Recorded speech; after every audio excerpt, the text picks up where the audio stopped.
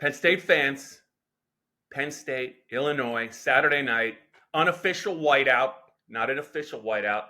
Bob Flounders here with Max Ralph. We're going to break down the game, the matchups, our picks with Max. But before we get to that, Penn State fans, Max was at practice.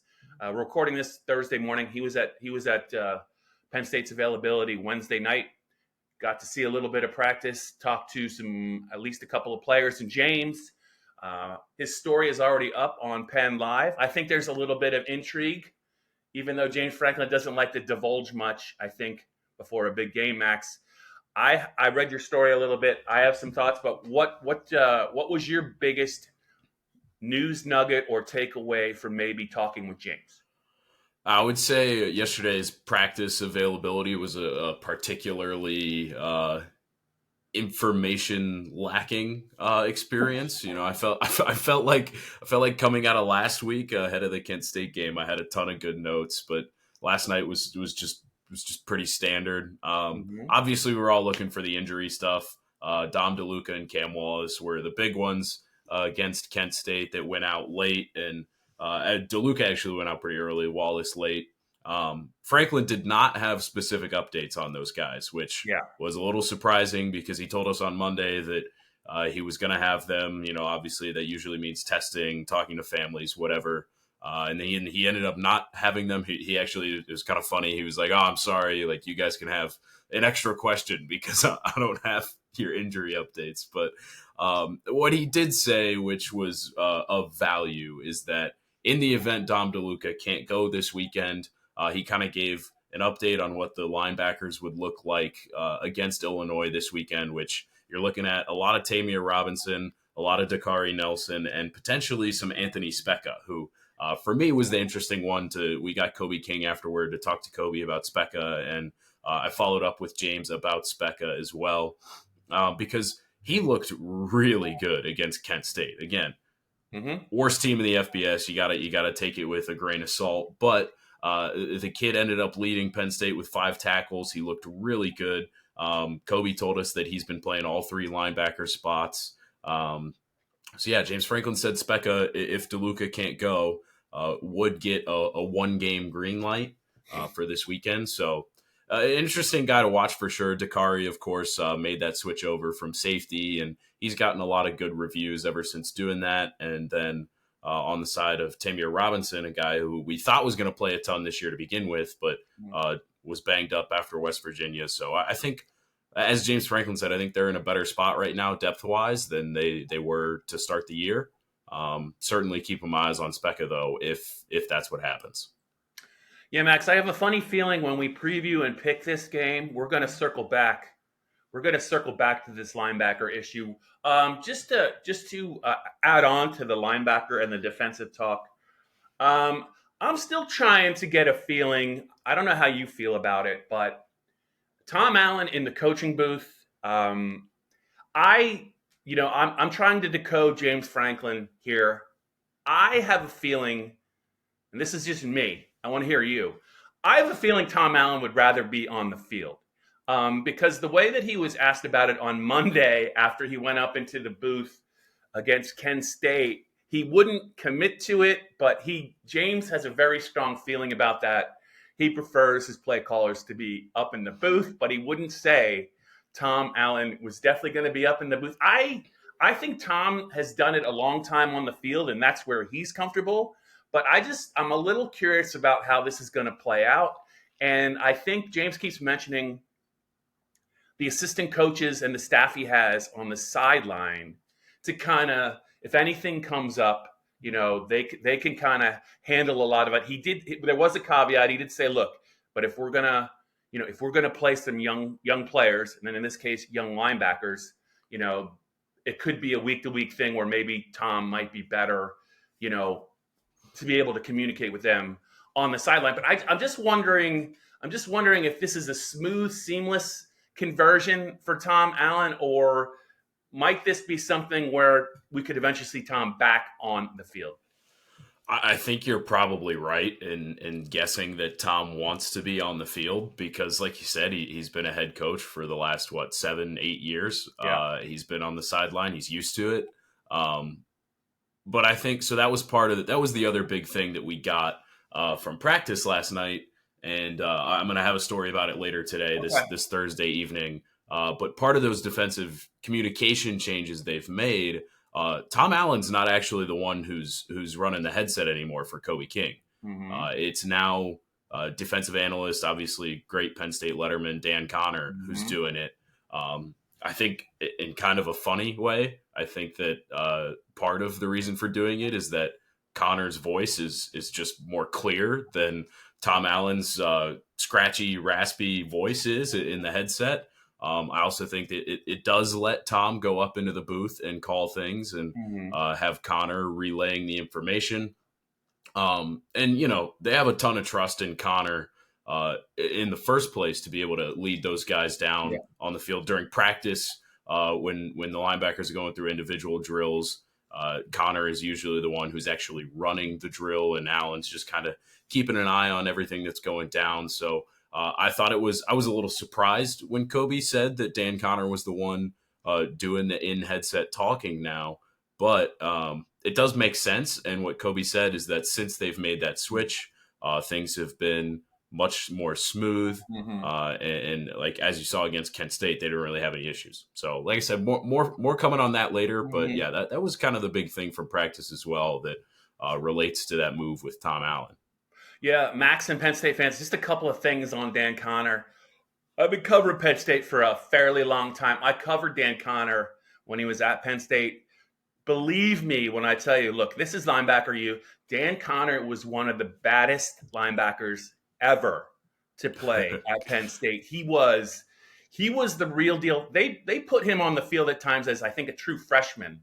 And when Joe Paterno's coaching a team, that says a lot about a guy like Dan Connor. He was a coveted player, Pennsylvania prep kid, but he was unbelievable. I think he might still be the program's leading tackler, but unbelievable player. And I'm glad you brought that up. I'm glad you're going to write about it. But the other thing I would say about that is you mentioned the quality of Tom's voice. It's a little raspy. It's not a little raspy. It's a lot raspy. Yeah. He also talks way too fast. And I'm just going to say it. I've heard enough of Tom, and I can't even imagine how much he's going to speed up when he gets excited. I think that's an issue, right? They have a very limited time to communicate some vital information to the defense that's on the field. And I'm just wondering how, I could see why Dan might be the conduit on the sideline because he knows the linebacker position. He knows the personnel. He knows Coach Allen. He knows what Coach Allen wants to do. And it doesn't sound like a big deal, but as we're getting Big Ten play, you got to be able to get the communication to the players so that they can understand it. And then, before they cut out the mic as well. And I think that this is all kind of played in together, I think, because we talked about this, Max, I think back in August, it's hard to understand Tom Allen. It is. It is. This is when it's not a game situation. We're just talking about like a post-practice interview or when he's up at the podium on media day. It takes all of my listening skills, and they're not that great, to understand what he's saying. And I love the fact that he's got the passion, the energy, and all of that. It shines through. It really does. But when you only have a precious amount of seconds to get everything together, to me, I think this makes perfect sense. I think it's going to continue, and I think it was something that probably had to happen, Max. Yeah, no, I agree 100%. I really like Tom. I think he's fun to have a conversation with.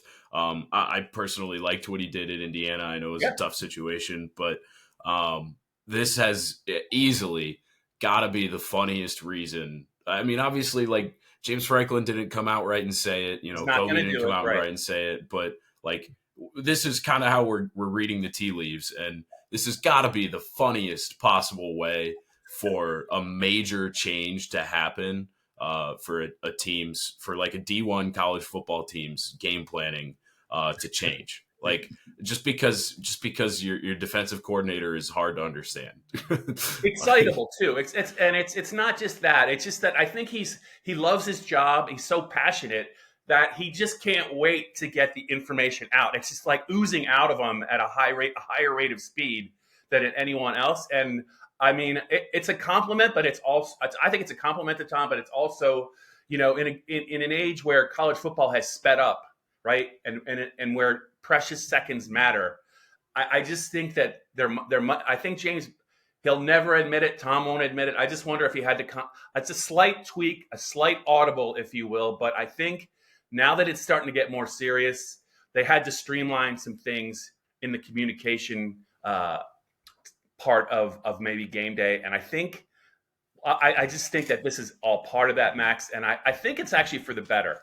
I think it's something that everyone can live with. And I guess we'll know on the field, right? We'll just see how this plays out. But I know that Tom Allen's got like the right guy to talk to his linebacker. If you wanted to pick one Penn State person to talk to a linebacker on the field, I think Dan's on the very, very short list.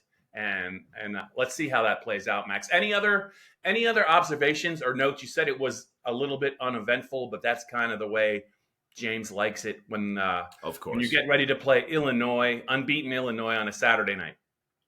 Yeah, I'd say the only other thing that we really kind of got an update about, a good, worthwhile update, is those young quarterbacks Penn State has. I did throw a story up about those two this morning as well. But Jackson Smolik had the significant significant injury. Right. We don't know that it was a knee. That was you just do not. That was just a guess based on the wrap that he had on his leg when he came out. But no, that is anyway. Smolik has been rehabbing from that in the spring. He's still not cleared to go. Is kind of the thing with him. We've seen him in practice start to throw the ball more, like he is throwing routes on air. For what we see, he's a full participant.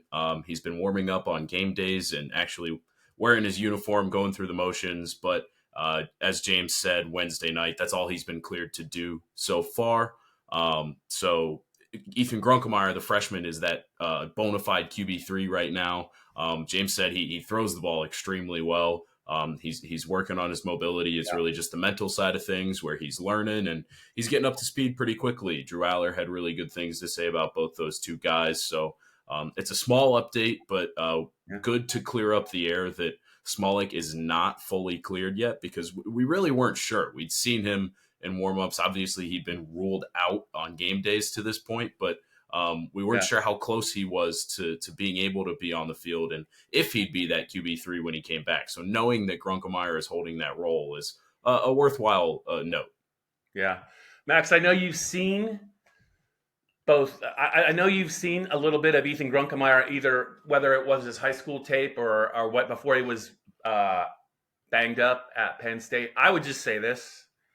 If I was Jackson Smolik, I'd try and get healthy as soon as I could, because Ethan looks like a dude to me. I mean, he can sling it. I've seen the videos. I know he did very well. I think, it might have been his final year in high school, but it looks like his development has been accelerated, not only mechanically, but also physically. He looks the part of a major college quarterback. He can spin it. So hopefully Jackson can get as healthy as possible soon, because the longer this goes, I think Ethan is just the gap is narrowing by the day, Max. Ethan's another one of those guys like Drew Aller, who Penn State got on pretty early in his recruitment, but he ended up just skyrocketing up the ranks. He ended up as the number 7 quarterback in the nation, I think, by the 24/7 Sports composite. So yeah, I mean, I was standing on the field pregame at West Virginia, and just like watching him throw, and he throws a really nice ball. It's undeniable. It's interesting because with Smolik, I mean, Franklin has said before that before last season that maybe he threw the best deep ball out of the 3 quarterbacks they had. Yeah. So I think Penn State's in a good spot with those 2 young guys. I think there's not a lot of concern about the world post Drew Aller right now. And I think that's rightfully so, but still going to have to wait a while to see those guys. Yeah. Now that Drew's more confident, now that he's kind of toned up his body, I would say Jackson no longer throws the best deep ball at Penn State. I think Drew has put it out there with some of those throws that throw at Michigan State last year in Detroit, Mhm. and a couple of throws this year that were cutting through the air the way that they were. I mean, I think there might have been a time where Jackson did that, but nothing is forever. Nothing is Yeah. forever, Max. But yeah, I am the bits and pieces of Ethan throwing the ball that I've seen have been very, very impressive. I think Penn State's quarterback room right now is easily one of the best ones, not only in the Big Ten, but in the country. So we'll just see how all of that plays out. Max, it's time here on the Blue White Breakdown.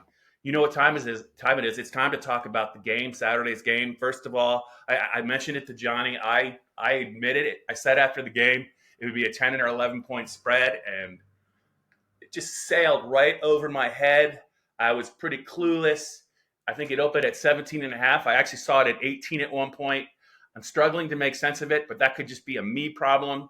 Max, the spread, when you look at it, is when you were analyzing this game at 17 or 18 points, just generally speaking, how are you feeling about that number? Bob, I actually think I think Johnny gave me some interesting information after I sent him my prediction. I think you and I ended up hitting the exact same numbers. Mm-hmm. So I think we feel the same way about the spread, that it's way too big. I don't know. It's kind of it's an interesting thing. I had a nice conversation last night at practice with our good friend John Sauber of the Center Daily Times, where he was like, if you look at last year when they played Iowa in the whiteout, Yeah. obviously Iowa's offense was worse, but the defense was better than the Illinois defenses this year. And Penn State stomped them. So I don't know. It's hard, but like I do think that the two receivers that Illinois has on offense are really freaking good Yeah. and could cause some issues for Penn State's secondary, a secondary that still kind of working through some stuff with KJ Winston out and a bunch of transfers and young guys starting on the outside. So I think that Illinois' offense is going to be able to move the ball a little bit. They're certainly not going to run it like they did in 2021, which Let's hope is not. Let's hope not. let's just stop right there. No more thoughts of the 2021 game. But yeah, I think that the Illinois offense is good enough to make this a close game and Mm-hmm. maybe not give Penn State a scare, but like Mm-hmm. keep it close in the first half. I also wouldn't be surprised, as I wrote in our predictions piece, like if Penn State has to come back in the fourth quarter, like if this is a close game through halftime, Illinois scores in the third to take the lead, and Penn State's got to put a couple drives together. I think they could do it, and I think that Drew is built for the moment. But I do have I'm not concerned in the long run about Penn State's defense. I think that Mm-hmm. it's a good unit. I think that it's going to win them plenty of games. But I do still think they're working through some things, and I don't think Illinois is pushovers by any means. Yeah. As far as Mr. Sauber goes, and you know what? We were talking about the spread before the game in the press box last Saturday because the Kent State game got away from us by early in the third quarter. There wasn't, other than watching the Penn State's young players, there wasn't a lot. There wasn't a lot really to analyze. But Right. Mr. Stauber did say, he said 16 and a half to me, so I do have to give him credit for that. But I would say this about the Iowa comparison: I don't think it's an apt one. Iowa is not. You can't compare Iowa and Illinois because of the offense, right? Hmm. If James Franklin says, and he's not, I don't think he's blowing smoke. I think Luke Altmaier is better. I talked to somebody on the Illinois beat, and he said he's definitely a different player this year. He turned the ball over 5 times in that game last year. He threw 4 picks. He also lost a fumble. And in the Iowa offense, it just Right. really once you get up on Iowa in a whiteout game, like you're in good shape. I think this Illinois team is complete enough to make this a much more competitive game. I think they do have some athletes on offense to give Penn State some problems, and that leads me back to what I said with you at the start, circling back to Penn State's linebacker position. I think against Illinois, they have two monstrous running backs. One's 250. The other one, I mentioned this earlier in the week. You talked about that 2021 game. He ran for 142 yards as a true freshman, and he wasn't even the leading rusher in that game. Mhm. It was Chase Brown who ran for like 223. That mark is still at Illinois. It's the most yards a true freshman's ever run for against a ranked team. He's been injured the last 2 years. Uh, if you look at his numbers this year, there's guys the 250 pounders the leading rusher, but at crunch time against Nebraska, Brett they fed McCray. I think he had like 7 or 8 of their last carries. This to me is a problem because Penn State loves that 3 DB look, right? And I'm sorry, the 3 safety look. And against those wideouts, I could see why. But if I'm Brett Bielema, I'm just wondering if no DeLuca, no Winston. What if we force them to play? What if they can't put Jalen Reed up at the line of scrimmage because they're not sure about the safeties? What if we force them to play with 3 linebackers and we just pound away? I'm worried about that matchup, and I'm worried about maybe if Illinois does get a lead. If you're a Penn State fan or if you're Penn State's coaching staff, what Brett will do, because in that 2021 game, there were some formations where they just had a quarterback, a running back, and it was all tight ends and wideouts at the line of scrimmage, and because their quarterback was terrible back then. And Brett just said, "Hey, if you could stop it, you go ahead," and they couldn't. So I think there might be, if DeLuca can't go, I know that they really like Kobe, and obviously they like Rojas. If DeLuca can't go, I wonder if there's a situation where Penn State could be in a bind in a close game in the second half. And that's why I think maybe the DeLuca injury is a little bit more significant when you throw in the Winston injury for this Penn State defense. I think you bring up a great point there with the way that this defense has had to kind of be changed with the Winston injury. We talked about it a ton last week in the fact that if Jalen Reed is playing that safety spot, they're kind of forced to play either 3 linebackers or a true 5 DB look more often than with Reed at that nickel spot, because Reed is such a unique player in the sense that he can cover the pass and stop the run. Cam Miller, as talented as he is in coverage, is not as big of a body. It does not mix in the run as much as Reed. So it does really change things. And, Dejon Lane played a ton against Kent State. He's the X factor in allowing Reed to get back up toward the line of scrimmage, but I'm not sure that he's ready yet.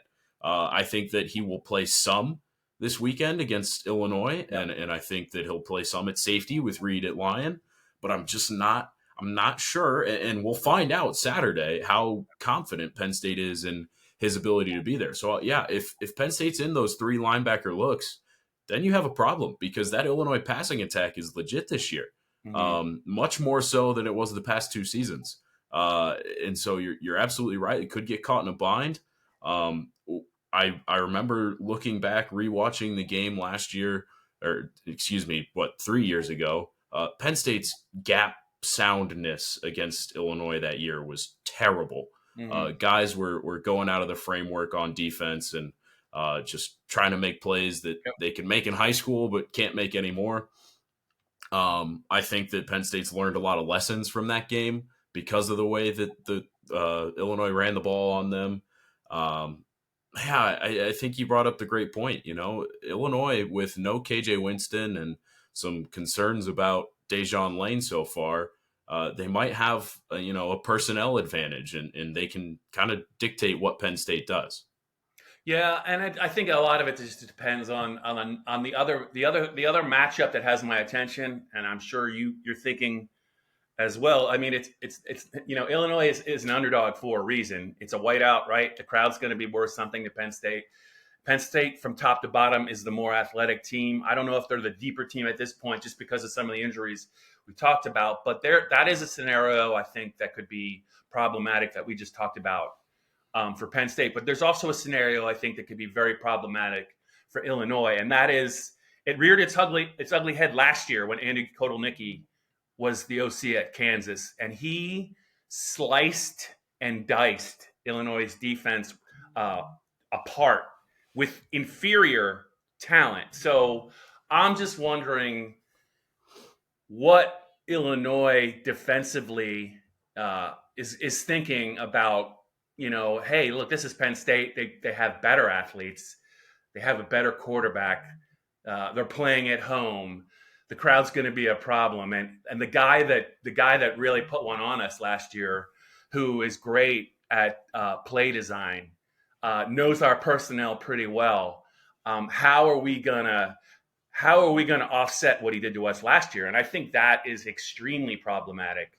I think for Bielema, his defensive coordinator Aaron Henry, who was a defensive back for him at Wisconsin and a very good one. I think it's probably a bigger problem than the one we just talked about with Illinois' run game and pass game against maybe a 3 linebacker set. Yeah, agreed. Kotelnicki has been so good for Penn State so far this year.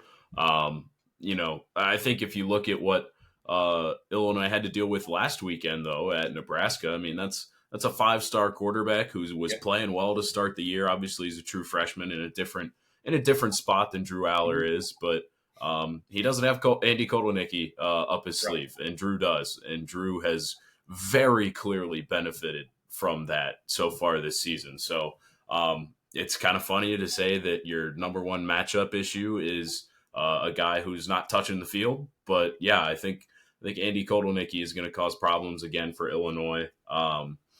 He hasn't shown anything this year that makes us think otherwise. He's been really good calling plays, and I think we were kind of like Penn State's getting too cute early on against Kent State, but as James Franklin said, it's just another thing for them to put on the tape against Kent State for Illinois to watch. So I'd keep an eye out for Tyler Warren and the Wildcat, for Prabula doing crazy stuff. Kotelnicki's got those things up his sleeve, and I'm not sure Illinois does. So, yep, I'm looking forward to this game. As I said, it's gonna be like 17 or 18 at kickoff, and I just think it's a lot of points. It's just a lot of points. Max, let's get to your pick. How you see the game? The atmosphere is going to be really fun. It is going to be really a whiteout. Let's just call it what it is. There's no way it's not going to be. They're just not going to call it a whiteout. But 7:30, Illinois is traveling for the second week in a row. It's not an easy environment to play in. So how do you see it? And does Penn State get out of September still unbeaten? Yeah, I just think I'm scarred from sitting there watching that 2021 game. I know, and I watched it last week against Nebraska. I know Brett Bielema teams are good at mucking up a game and making it tighter than you think it should be. I mean, even last year, Penn State won by a pretty sizable margin, but they pulled away in the second half. The first half was ugly. It was ugly. So I think that the point spread is too big for that fact. It's like Bielema has Franklin's number for whatever reason. So I'm going with 27-20. I do think it takes. See, Bob, I told you. Johnny let me know beforehand. I just heard this for the first time live. I'm like, you'll see why I'm laughing. I knew this was coming, Bob, but yeah, I'm going 27-20. I do think Aller leads 2 scoring drives in the fourth quarter that puts him away. I think it's going to be close. I think it's going to be a fun one because this is a good Illinois team. It's a good Penn State team, but they haven't really been tested yet this year. So it should be fun. Yeah, I have the exact same score. That's why we were laughing. Sorry, I just heard about it literally as we recorded this. I thought when you talked earlier that maybe you just picked Penn State to win by 7. So I was like, oh yeah, I could see that, but I didn't know. But yeah, I see it like you see it. I think I do think the quarterback. I watched the Nebraska game. That's not a bad defense, by the way. The Nebraska defense is not bad. Right. And he had 3 for 4 touchdowns, managed the game very well. They were the better team. They were the better team at scrimmage in the fourth quarter. At overtime, they took the game over. They when they had to score, they scored. They were fearless on fourth down. They made a couple of fourth down huge conversions. I think the touchdown was a fourth down pass. And then their pass rush took over I think they had 7 or 8 sacks and they had a bunch of them late. So this team finished the game strongly. They finished the game very strongly against Kansas too at home. They had to rally. If this game is close, I do not think Illinois is going to run out of gas in the fourth quarter. I think they Yeah. have the athletes. I think they are a better team than Bowling Green, slightly better, but not much better because Bowling Green, as we saw, went into A&M and gave them all they wanted and lost by 6. But I do think this is the best team Penn State is playing to date, and I think that's going to show up in the scoreboard. My one thing I'm looking for, Max, is he showed flashes of it in the West Virginia game, especially. But I think Drew Aller is going to have to make a couple plays with his legs in this game for Penn State to win. Yeah. He was able to run I think he had 3 runs of 10 or more yards against West Virginia, and that kind of extended some drives. He also, his mobility and ability to evade pressure and then find some guys open was also significant. I think he's going to need to do both because I do think Illinois is going to be a little bit of a handful, and I think the fact that Penn State is shorthanded on defense really makes that magnified. I think Penn State does have more athletes, and I do believe Kotelnicki has the schemes and the talent to outscore a pretty spunky Illinois team. I think that is going to be a problem for a lot of other teams in the conference this year. I think they're going to win a lot of games. 27-20 for me, Max, as well. If Penn State by some chance does win by 21, take my hat off to them. But what I've seen and where they are on the injury front, both teams are going to be ready to play. I think the crowd's going to help Penn State, but I don't see Illinois shying away from this moment. I don't either. You mentioned Drew using his legs too. I mean, Illinois got Raiola on the ground a lot late in that game last week, so that's key. I think Penn State's offensive line is really good, but Drew's pocket presence has been great this year too. He's going to need to show it again. There's a part of me that wants to say Penn State wins big just because Bowling Green's a good team and they had the defensive issues and the offense pulled them out of it. That was a test, but we haven't seen them pull out all the stops against a Big Ten team yet, a good Big Ten team. So there's a part of me that wants to say, James has been sandbagging, maybe Penn State comes out and really shows off this weekend. But I think that Illinois team's too good. Like I said, I'm scarred from 2021. Yeah. Bielema's a great coach. He knows what he's doing against tough competition. This team literally last week went on the road against a ranked team. Lincoln is known for a tough environment, just like Penn State. They've seen it. So everything is telling me that this should be a close game, should be fun. But I will say, however it plays out, I do think Penn State wins. All right, Max. Well, this is a Thursday. The game is about a little more than 48 hours away as we conclude this. Enjoy your Friday. Hopefully you don't get rained upon too much. Maybe you'll get out on the golf course. I'll plan on seeing you sometime mid to late afternoon in the Beaver Stadium press box, and we'll see at the end of the day if Penn State's going to be 4-0 going into the UCLA game next week. Yes, sir. See you later, Bob.